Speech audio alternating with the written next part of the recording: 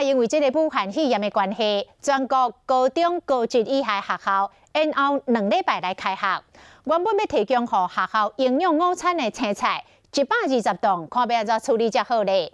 云林西里农会甲因装做有机的蔬菜箱，放去伫网络内卖，卖真俗，一箱9公斤才卖630块，这才卖市价1/3。结果是小钱买哦，一下就卖出着600箱。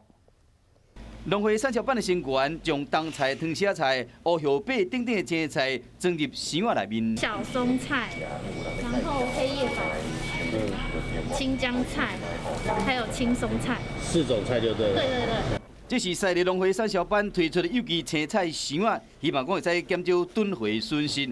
是安怎会囤货？原来这个菜是要提供学校营养午餐，因为武汉肺炎，学校拢延后2礼拜开学，指出讲这个青菜拢无销。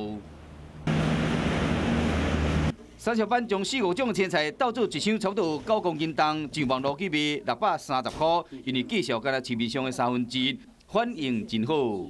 500-600箱超过了120吨啊！目前的话，现在这些量呢，已经陆陆续续已经在消化，快要完毕了啦。农会讲，因为无销出去的青菜量真大，若是进入传统市场去卖，一定影响到即卖菜价，使到每一个菜农拢会受到影响。用网络行销方式，唔那符合时代潮流，嘛开一条新的销售通路。